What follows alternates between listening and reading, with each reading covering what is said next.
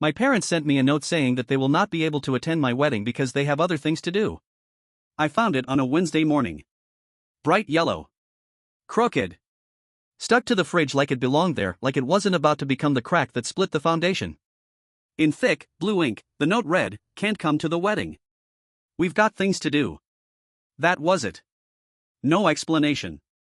No apology. Just a few words scribbled in my father's tight, impatient handwriting. I stood in my kitchen, staring at it, half waiting for it to change. Maybe I misread it. Maybe it was about something else. Maybe they meant someone else's wedding. But it was addressed to me. My name, Grady, written at the top, underlined. My fiancée, Miriam, was asleep in the next room, still smiling from the dream she told me about the night before, something about our future home and a garden she wanted to plant. I reread the note. We've got things to do. That's how my parents declined the invitation to my wedding. There wasn't a phone call. Not even a text. They didn't even tell me to my face.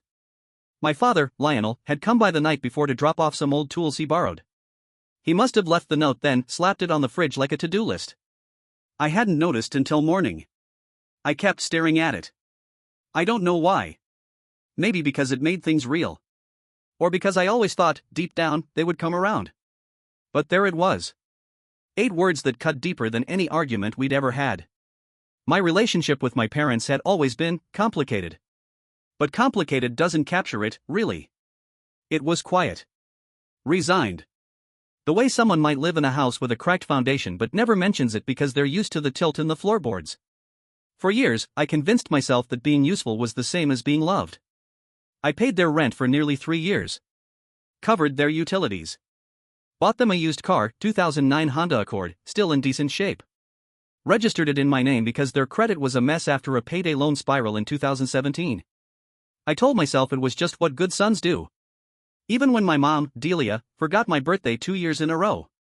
Even when my sister Meredith moved back into their house with her boyfriend, and they let them take over my old room, the one I used to escape into when the shouting downstairs got too loud. Even when they stopped asking how I was. Even then, I still showed up. But something in that note shifted everything. It was so casual, so indifferent, that I realized I could have won the lottery or lost a leg and their reaction would have been the same. We've got things to do. I took the note off the fridge and folded it slowly. I didn't tear it, not yet. Instead, I slid it into my wallet, where I'd see it every time I pulled out a card to pay for something. That was the moment I decided something had to change. Later that day, I sat down and looked at the lease agreement I'd brokered for them. It was an arrangement I'd negotiated with a friend of mine who owned a few properties, got them a 3-bedroom unit in Cedar Bluff for half its market value. $950 a month for a place worth at least $1,800. They had no idea what a favor I'd called in. I'd been making up the difference for over a year. I printed the lease agreement, then slowly tore it down the middle. Then again. And again. Until all that was left were little shreds of silence. I logged into my utility provider account and removed my payment methods from their address. Electricity, gas, internet, everything. I didn't notify them. I figured they'd find out soon enough.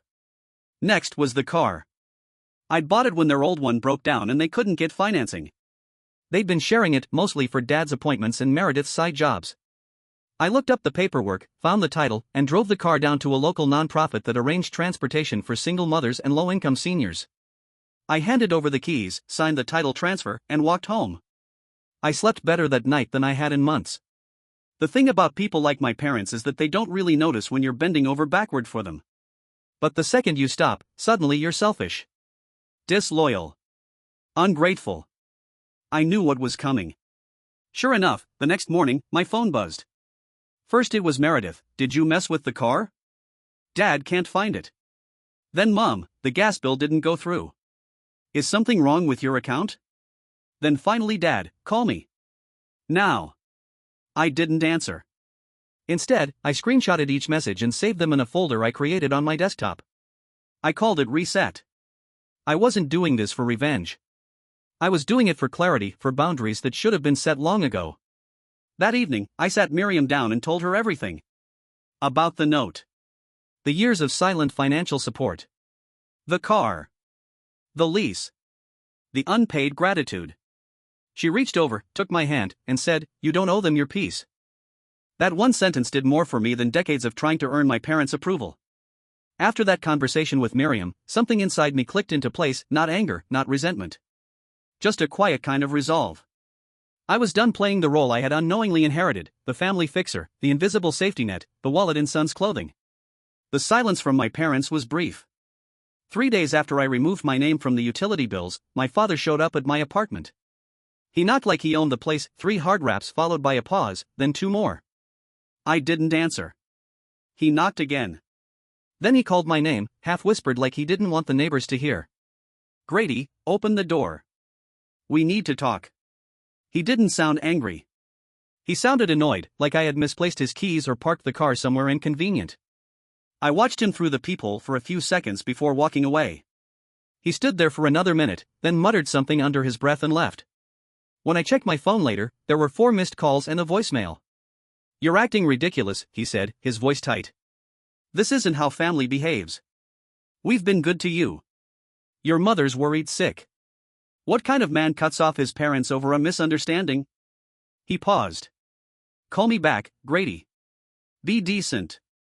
That last part stuck with me. Be decent. As if decency had been a one-way street for the last decade. As if decency meant paying their bills quietly and showing up when I was needed, but never being acknowledged when I wasn't. I didn't call him back. But I did start keeping records. See, there was something about that note on the fridge that didn't just hurt, it exposed something I hadn't wanted to face. That I'd been keeping this family afloat, not just financially, but structurally. I was the glue.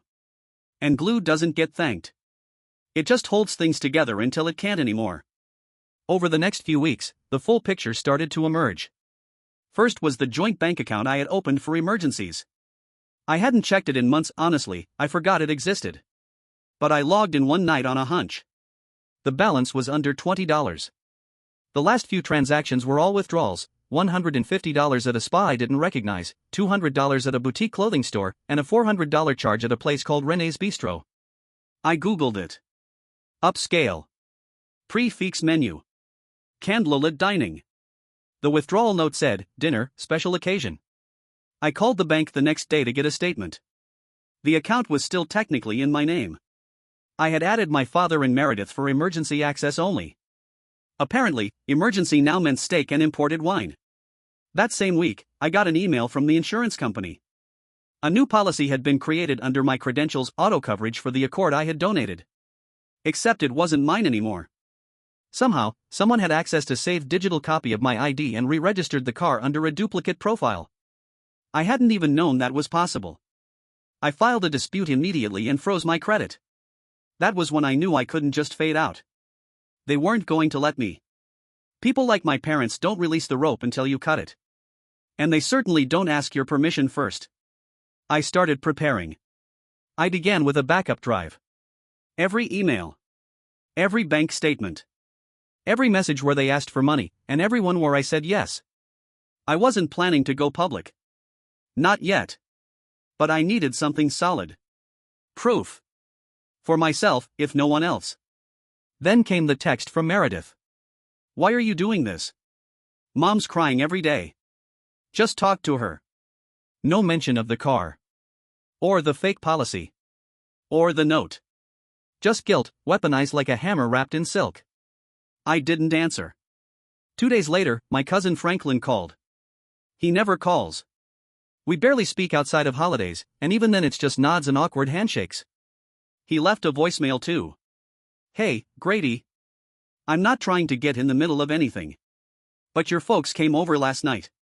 There was a whole scene. Your mom was really upset. She kept saying you were spreading lies.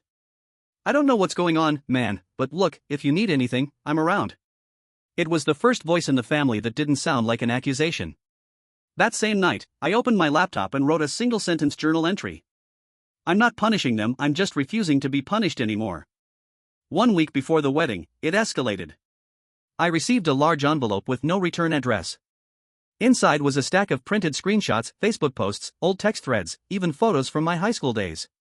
At first, I didn't get it. Then I read the sticky note taped to the top. "This is the family you're turning your back on. Shame on you." No name. But the handwriting was Meredith's. What she didn't know was that I had already started drafting my own version of events, organized, documented, dated. Not to shame them, but to preserve my own sanity. Truth had become slippery in my family, replaced with convenient stories and careful edits. They were rewriting the narrative. And I was going to stop them. That weekend, I RSVP'd to a dinner they didn't know I knew about. A family celebration scheduled for the Saturday before our wedding. I saw the invite on an old thread where my mother had forgotten to remove me. It was being held at Renee's Bistro. The same place they charged $400 to my emergency account. They were calling it a pre-wedding family dinner. Everyone was invited. Except me. I booked the table next to theirs under a different name. Then I made one phone call. To Joel. Joel was Meredith's ex-boyfriend. The one she told everyone had mistreated her. She said he cheated, manipulated, lied. He'd been quiet for years, disappeared from family conversations, unfriended on every platform. I hadn't thought about him until I started going through the old hard drive I found in my parents' attic a month before. That drive had everything. Unedited audio files. Texts. PDFs labeled in case. She'd saved everything, assuming it made her the victim. It didn't. In fact, it painted a very different picture. I called Joel. Told him I had something he needed to see. He didn't hesitate. We met 30 minutes before the dinner. Joel arrived early, wearing a navy blazer and carrying a black folder. He was quieter than I remembered. He looked like someone who had been walking around with a weight no one else could see. When I showed him the files, screenshots, voice memos, copies of messages Meredith had altered to frame him, he didn't flinch. He just nodded slowly and said, "I always knew there was more going on. I just didn't think anyone would ever believe me." He reached into his folder and handed me a stack of papers. These were supposed to be submitted a long time ago. A restraining order. I never filed it. He shook his head. I thought maybe I was overreacting. Or that no one would take my word over hers. Now I wish I had. Together, we walked into Renee's Bistro. The hostess hesitated when I gave the name for our reservation, but after I showed her my ID, she led us to a table adjacent to the private room my family had reserved. I could see them through the frosted glass, my parents, Meredith, a few cousins. Even some extended family who hadn't returned my messages in years. The room was lit softly, wine glasses already filled, everyone laughing, comfortable. It felt like watching a play through a window. And I wasn't in the cast anymore. Joel looked at me. "Are you ready?" I nodded and stood. "Let's finish the story." I walked into the room first, Joel a few steps behind. The laughter stopped as soon as the door opened. My mother's face turned pale. Meredith's mouth opened in a small, stunned O. My father didn't even stand, he just blinked like someone had paused him mid-sentence. "Grady," he said, his voice unsure. "This is unexpected." I pulled out a chair and sat down. Joel did the same. I placed a flash drive in the center of the table. "This is long overdue," I said. Before anyone could speak, I nodded to the hostess. She tapped a few buttons on the wall panel, and the screen behind the table flickered to life. I had sent the files to the restaurant earlier, asking them to help me display a family slideshow. It wasn't a lie. Just not the kind they were expecting. The first video played, a voice recording of Meredith, unedited, talking to a friend about how she planned to ruin Joel's reputation if he ever left her. Her words were sharp, cold, and terrifyingly calculated. "If he dumps me, I'll just tell everyone he manipulated me. Mom and Dad will believe whatever I say. Grady too. He's always trying to be the hero." My aunt coughed. Someone else set down their fork too hard. The sound echoed across the room. Next came the screenshots, side-by-side comparisons of the messages she had sent me, accusing Joel of everything under the sun, with the originals found on the hard drive. In one, where she told me he had called her worthless, the real message said, "Take care of yourself. I still care about you." Then Joel opened his folder. He slid the restraining order draft across the table. It had dates, details, and a full log of incidents. Every accusation she had made, there was a counter-record, text she deleted, call she denied ever making, receipts from nights she said he had abandoned her when he was actually across town buying her groceries. "This is slander," Meredith snapped. "You're lying. Both of you." Joel didn't raise his voice. "You already told your lies. Now we're just telling the truth." My mother looked at me like I had slapped her. "Why are you doing this, Grady? What are you trying to prove?" I looked around the table. At first, I just wanted peace, I said. Then I realized I wasn't just funding your silence, I was funding your fiction. And you were all too happy to let me.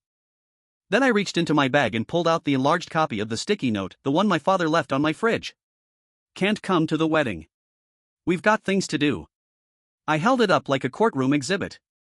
This was your RSVP. So here's mine. I dropped 3 envelopes on the table. Inside the first, notice of full disconnection from all shared utility accounts. Effective immediately. The second, the car title transfer certificate showing the donation of the vehicle to a local outreach charity. And the third, a letter from the shelter that had received the car, thanking me for the donation and explaining how it was now used to help single parents get to medical appointments. There was silence. Until my father stood up, finally, and said, "You owe us everything. We gave you a life." I looked at him, calm. "No, you gave me trauma. And bills. And the kind of wounds you spend years trying not to bleed onto other people." Then the door opened again. A woman walked in holding a clipboard. Marta, my old landlord. She had agreed to meet me here after I showed her the forged lease renewal my father had submitted last month using a digital version of my signature. She placed the document on the table. "This lease was forged," she said. "Grady removed himself from this agreement last year. And yet someone submitted a renewal using outdated access credentials and backdated the file." My mother's wineglass slipped from her fingers and shattered on the floor. I turned to my father. "You forged my name on a legal document." "We did what we had to," he said, the mask finally slipping. "You're our son. It's your responsibility." "No," I said. "You're grown adults. My responsibility is to myself now." Marta turned to the staff. "We'll be leaving. Apologies for the interruption." Before I walked out, I leaned close to my father. "Next time you leave a note, stick it to your mirror. Maybe you'll see who really failed whom." Joel followed me out, folder tucked under his arm. We didn't speak until we reached the parking lot. Then he looked at me and said, "You know, I thought this would feel like revenge. But it doesn't. It feels like a release." "It is," I said. We shook hands.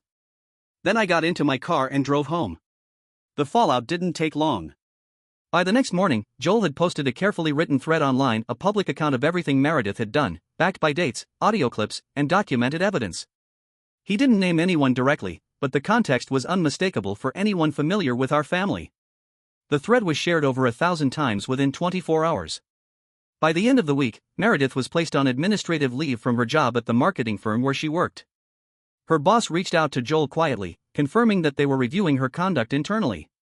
By Monday, her work email had been deactivated. She posted nothing online. Radio silence. As for my parents, my father disappeared from social media. His LinkedIn vanished. His Facebook was scrubbed clean. Not before I submitted the forged lease documents to the property board and his former employer, along with a note from Marta explaining what had happened. An investigation began shortly after. My mother took a different approach. She turned to Facebook with a vague, emotionally loaded post. "Family isn't supposed to abandon you when you make mistakes. They're supposed to help you grow through them. Our hearts are heavy. Forgiveness should be unconditional." She didn't name me. But she didn't need to. The comments were swift and divided. A few relatives offered sympathy, posted heart emojis and comments like "You're so strong, Delia." But others, people who had seen Joel's post, or who remembered things too clearly to pretend otherwise, replied with questions. My cousin Lau wrote, "Didn't you tell us last Christmas that Grady just needed to stay in his lane? That he was always too dramatic? What changed?" Another cousin commented, "Forgiveness comes after accountability. Not before." The post was deleted before nightfall. But I'd already archived it. Not to weaponize. Just to remember. Because I knew this part was crucial, the story they told themselves would always be different from mine. I couldn't control that. I couldn't rewrite their minds. But I could protect my peace and preserve the truth for myself and anyone who had lived something similar. That was when I launched my newsletter. I called it The Quiet Threshold, a space for stories like mine. Stories of people who reached a quiet, irreversible point and chose to step away from toxic family structures. I didn't use real names, didn't share anything I hadn't already documented with consent or first-hand experience. Within 2 weeks, over 8,000 people subscribed. I published 3 essays. The first was called The Note That Ended the Chore. The second was titled Inheritance Without the Will, Emotional Labor and Financial Leashes. The third was simply the dinner, where I recounted, without bitterness, how I'd confronted my family not to destroy them, but to set myself free. I didn't expect what came next. A therapist from Oregon emailed to say she'd printed my second essay and posted it in her group therapy space. A nonprofit for adult children of narcissists asked if they could share my story on their platform. A podcaster invited me to speak. I declined. Not because I was afraid, but because I was tired of talking. The words had been said. The action had been taken. The silence that followed wasn't empty, it was healing. The wedding came and went. Simple. Elegant. Just 40 people, friends, chosen family, neighbors, and Miriam's parents, who had become more of a family to me in 2 years than my own had in decades. We held it in a small library that had been converted into a venue, surrounded by books and sunlight. Miriam wore silver instead of white. I wore gray. We made a pact to honor truth over tradition. Our vows weren't about forever, they were about now. About showing up. About not becoming ghosts to each other the way others had to us. Joel was my best man. He gave a short speech. In it, he said, "Some people are born into families. Others are drafted into them. But every once in a while, someone breaks the pattern and builds something new. That's Grady. He's not just a friend, he's proof that you don't have to inherit the hurt." The applause that followed was gentle. Real. I didn't cry during the ceremony. But I did cry later that night, sitting on the balcony with Miriam, watching the stars, holding a coffee cup between my palms. Not because I was sad. Because I felt light. Untethered. 3 days after the wedding, I received one final message from my father. No greeting. No name. Just this. You've made a name for yourself.